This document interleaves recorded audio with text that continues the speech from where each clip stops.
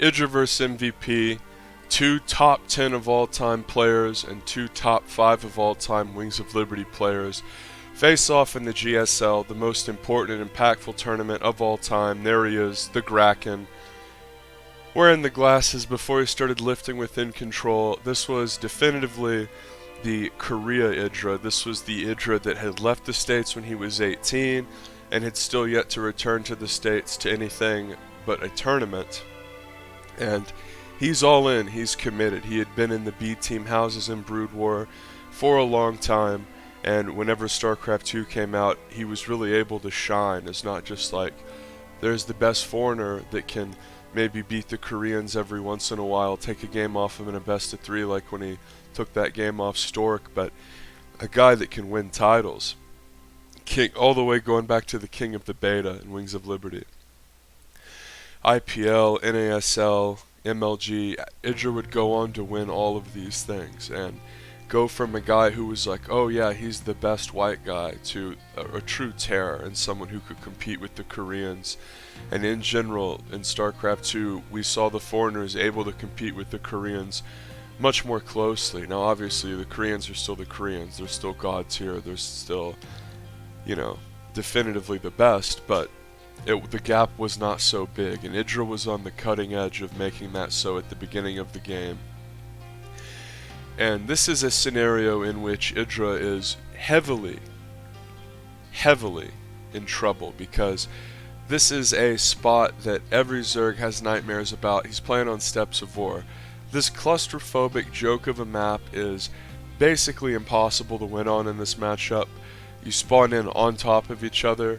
Your naturals are basically in siege tank range of each other, and on top of that, the terrain is pretty gross, and we would see that Terran players would do like these massive they would like bunker push to your natural, and you're like, what is it, like 100 buildings? No, it was like 6.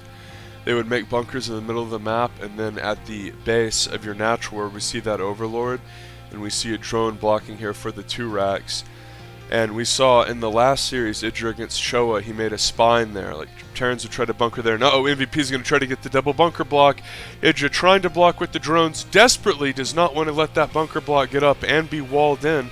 Because if you're walled in, that's pretty much curtains. Spine going down, and a depot comes up as the creep started, and it basically blocked another bunker from being built. But the depot will sort of trap those lings in there. Thankfully, IdrA did have some drones on the outside, and he breaks it. So MVP essentially going for a knockout sucker punch, and IdrA stymies it and lands a nice little counter parry on MVP.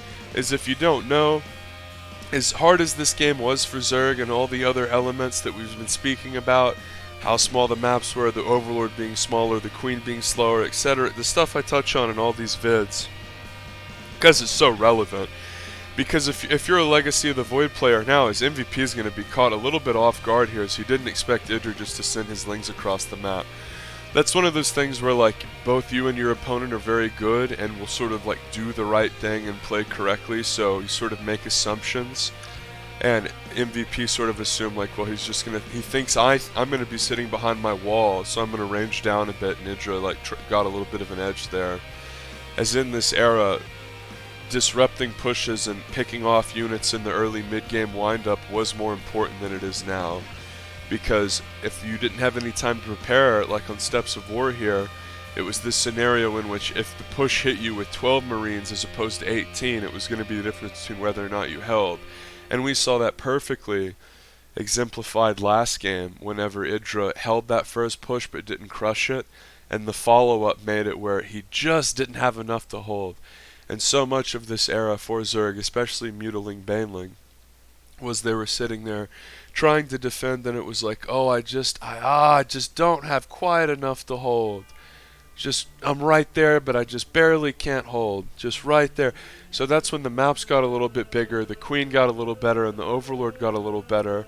Zergs became way stronger. That's why there was such a spike. Throughout the history of this game, there has been this trend where Zerg will be weak whenever a new expansion comes out or a patch will come out, and Terrans and Protoss will just butcher them, especially with like the same style build over and over. And even if Zergs don't have the highest win rate, they're improving, adapting, getting other parts of their game sharper to compensate for whatever metagame imbalance there is. And then a couple months later, when Blizzard finally patches it, it's like, well, Zerg sort of almost had that figured out by now. Good example of that is the Mine. The Mine used to do like absolutely disgusting splash and hots, made for some of the most volatile, fun to watch ZVTs ever. For instance, the live First Flash series I casted on the Venomous Classic series. You need to check that playlist out if you haven't, as well as like this video. It made for games like that, and then Blizzard was like, well, we need to nerf it down a bit, and it was sort of like, okay, yeah, you do need to nerf it down a bit, but Zergs have like figured it out. Now when you nerf it, it's going to be kind of whack, which is what happened. But I digress with that. So when MVP opened for 2 racks, what he was trying to do was double bunker block, and whenever I was talking about earlier, like Zerg had these myriad of problems with the maps and all this, well, like they also had to deal with 2 other things: close position and double bunker block, which was absolutely ludicrous and honorless and stupid. Like if the maps are bad, the maps are bad. Like if something has too much health because the game's new, that's fine, but like we're talking about people building 2 structures at the bottom of someone's ramp and auto-winning the game. Like that's fucking moronic and without merit. And that's what MVP was trying to do, but essentially IdrA was not only ready for it, and he delayed it so much where whenever MVP tried to put the second bunker down after he cleared the drone block, the creep had spread to the point where he had to do a depot, which obviously isn't as good. And IdrA has a couple spines here. You always had to build blind spines on steps. Blue Flame Hellion timing here. This is all about busting Ling Bane defense. This is an anti-muta build. Zergs who really want to play greedy and do nothing but drone as their spire's about to finish. This really destroys them because it's so hard to defend this with Ling Bane. Oh, and look at this, MVP's going to coin flip and run in.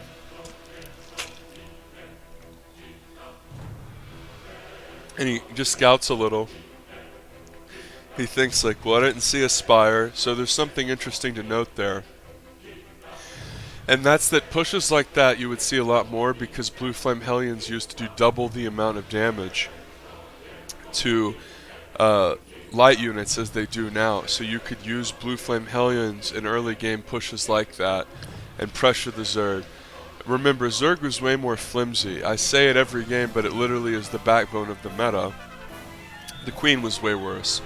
You play against Zerg now, they're going to have 4 Queens whenever you do your first push out, and the Queens are going to be way better. In this time, not really. There might be 1 forward Queen and 1 spine and some Ling Bane. So if you mix some Blue Flame Hellions into your push, all Zerg has to do is run off creep a couple times, and you're going to take the lead. MVP taking that tower and knifing in and checking this third. One weird thing about this map is it's so chodish and claustrophobic that if you sit on the towers, it's sort of like you can see their third and you can see the gold, which is sort of a base that no one can take. The gold is just so weirdly and awkwardly positioned, like a true Wings of Liberty gold. Like, take this, LOL. And the third, even though that the map is so claustrophobic, the third is so open and it's obscured by rocks. It's just so bizarre, this map. And at least love the spine place by IdrA, which is literally like not even a screen away from the Terran's natural and is smack dab in the middle of the map. But that's actually going to protect that ramp from Hellion run-bys, that bottom little ramp by the gold, and protect the tower too. So this is one cute thing about a map like Steps, or even if it is gimmicky and really bad for one side, at least it produced different exciting games. So many of the maps now are just jokishly cookie cutter, and it makes an already stale metagame for an underpatched game boring. Like, there should be 1 gimmick map in the map pool, there should be 1 cheese map. The problem with this was like, oh, well, how can you be such a fan of IdrA and be saying there should be a cheese map? Well, the problem is all the other maps suck too, and you could spawn in close position and get bunker blocks, so it wasn't like, oh, Steps is the one bad map, but they don't have vetoes this season, so I might get unlucky and play Steps. No, it was like, oh, Blistering Sands is like considered an even map. Go play Blistering Sands now, it's like ridiculously Terran favorite. Or like Metalopolis, like the gold standard. Really hope I don't spawn in close positions, really hope I don't get bunker blocked. There were so many corny little auto loss things that Zerg had to deal with. This is one of the things that made the Zerg runs so phenomenal and so noteworthy and interesting.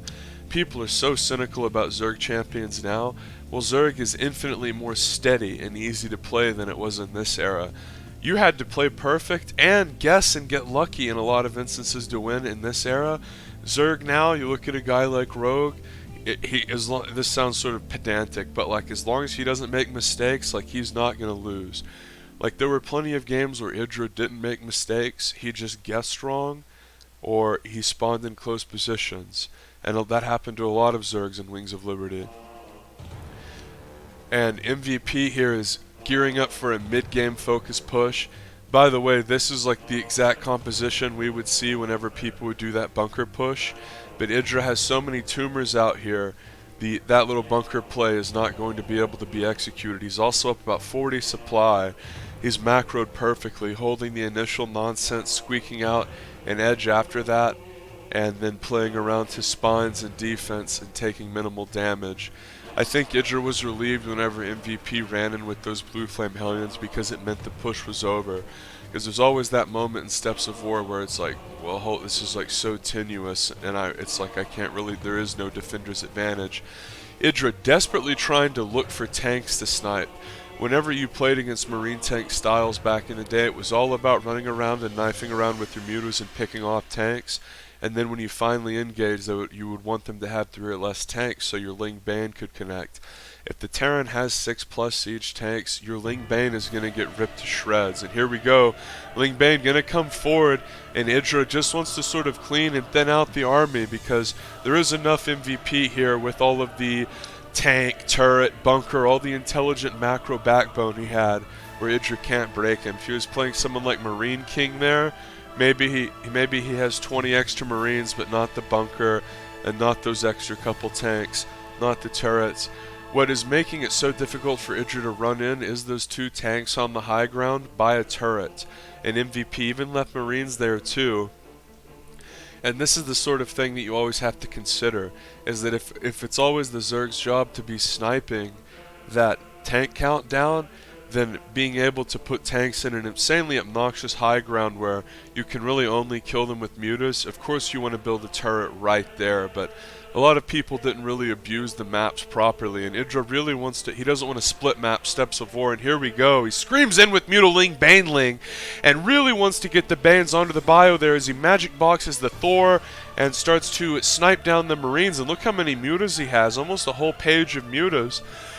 And if you allow your Zerg opponent to macro to this extent, even on a small map like Steps, it's like they're going to keep building that muta count, harass, build that muta count, and IdrA's going to scream forward here with his mutas, snipe the tank. You're starting to lose mutas here, as of course Marines do chew up mutas even in this time, folks, and the mutas do have the +1 upgrade, and oh shit, a Thor comes out, as that Thor almost kills like 10 mutas in a shot. But because Lings run up into the main as well, MVP will have to GG as holy shit. IdrA beats MVP on Steps of War, the most TVZ slaughterhouse map of all time. This was a map that was considered auto loss for Zerg, brutally good for Terran. The terrain was good, the rush distance was good. The way that Terran was the only race who was ever going to take a gold, unless it was a game like that where one player was sort of contained. I mean, IdrA just contained a guy on Steps of War, for Christ's sake. That's really what we saw in truth, was because he stifled that first push, got his third up, flooded it with drones, then he got that spine on the low ground, took the tower control. He couldn't be backdoored at his third with that spine down there, meaning that he was able to not only get creep out to MVP's front door, which even though close rush air distance maps are bad for Zerg, there are like a couple things that are nice, which is like you can get creep to the front door in 5 seconds. And a lot of people didn't do that though, because like I said, you had to cut all the corners on Steps and in this era, so they wouldn't get the extra creep queen, they wouldn't be as diligent about spreading it. Obviously on Steps you're going to be attacked more, you can lose those first tumors and then not have your shit together, sort of like I was saying.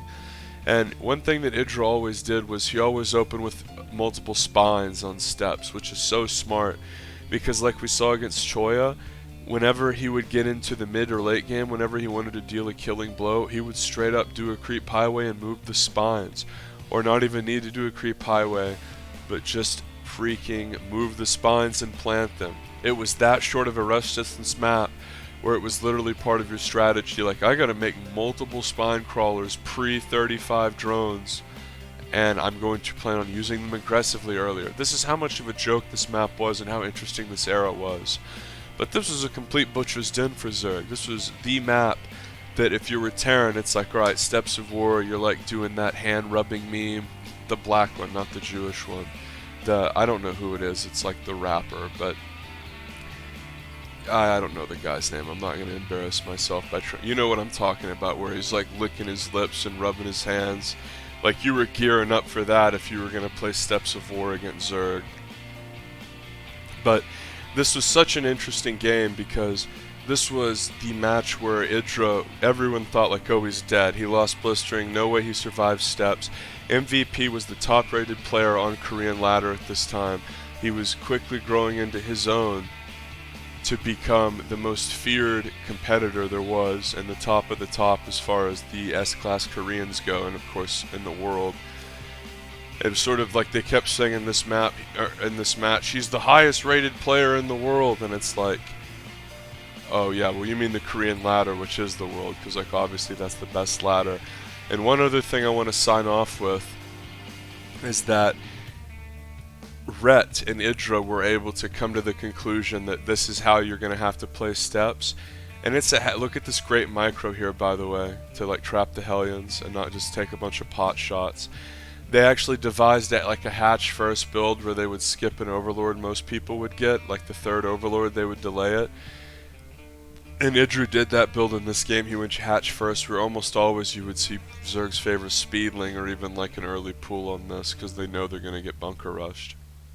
But just an exceptional match. This is one of my favorites, so let's go on to game 3. Now we have to remember it's on Metalopolis, so ask ourselves, is IdrA going to get 2 of the playable positions, or is he just going to get an auto loss? Sub for more.